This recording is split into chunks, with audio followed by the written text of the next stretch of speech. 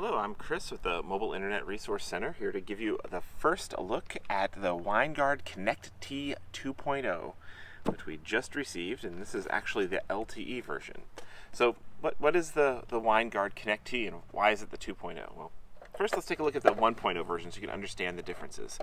This is the ConnecT 1.0 that came out first in 2 years ago, 2016, and it's a roof-mounted, long-range Wi-Fi device with 3 antennas. We called it the stool. Works nicely as a drink table. And then they did an LTE version that added 2 more antennas, making it kind of a porcupine.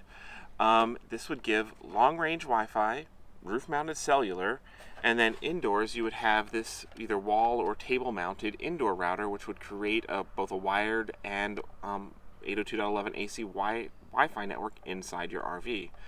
A lot of capability, kind of an expensive device, and it had a few major downsides. Physically, well, it looked kind of atrocious on the top of an RV. It's all sorts of strange questions about what that prickly thing is up there. And these rigid antennas seemed very at risk to being destroyed by a tree branch. And then, well, the cellular plan, the data plan that was available on this was limited to a plan only available through Winegard, pay-as-you-go, but with very expensive data, starting at $20 a gigabyte and 20 gigabytes for $150 a month. So not a very good data plan, very expensive device, very physically awkward. So Winegard must have been listening because they came out with the ConnecT 2.0. Now this is taking kind of inspiration from Winegard's roof-mounted satellite dishes and such, where they have a really good reputation with a 8-inch low profile, relatively low profile, and very rugged plastic dome that contains essentially all the same stuff that was in this unit here. Much cheaper. The Wi-Fi only version is just $199 and the cellular version is $349. So it's a drastically cheaper device. All the same capabilities in here, but now then two major changes. One is right over this part here. We'll open this up in just a second, but this is actually an accessible SIM card slot, and though it still has that same expensive Winegard data plan that is very expensive AT&T based data, it is compatible with regular AT&T data plans, Verizon data plans, and they tell us soon they'll be supporting T-Mobile as well. So if you have a data plan of your own, you could put the SIM card in here and use your plan as opposed to theirs. It's a great way to take advantage of like AT&T's really good unlimited deals, or a Verizon grandfathered UDP, for example. So that's fabulous. The downside is, well, if you do want to change SIM cards, you have to crawl up to your roof and access the slot. The other major difference is, well, here the old ConnecT 1.0 coming down from your roof for both power and connection to the indoor unit was an Ethernet cable, and this meant it carried the data connection down inside, and then this inside unit made a very fast 802.11 AC local Wi-Fi network. Coming down from the roof of the ConnecT 2.0 is just a power cable. And then they also include a power extension cable, and that is just designed to be hardwired directly into the 12-volt power system of your RV. So there is no data connection down from the roof. This roof unit is making both your local Wi-Fi network and connecting to a remote network.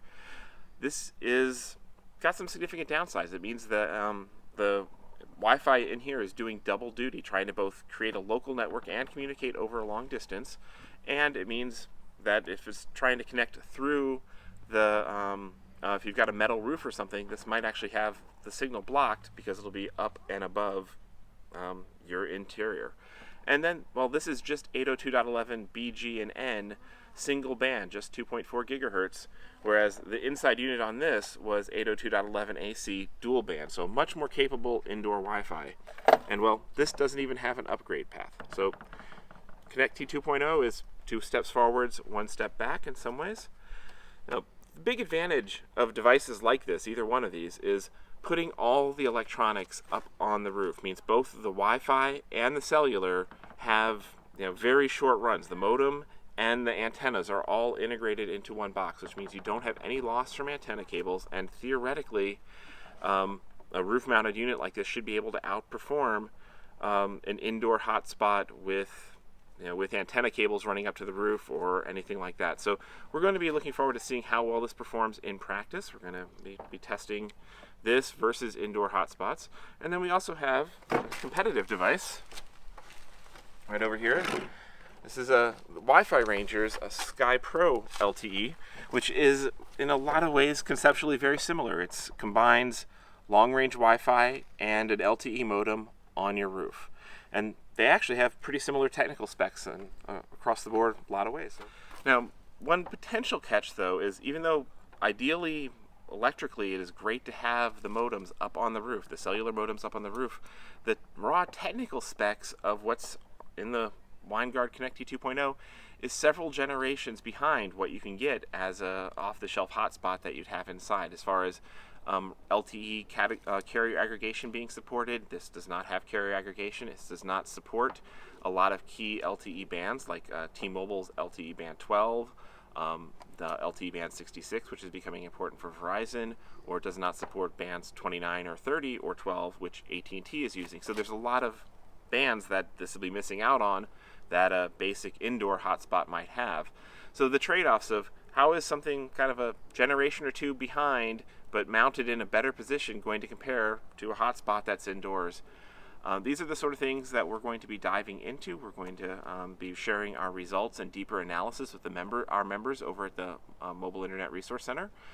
So stay tuned and follow along.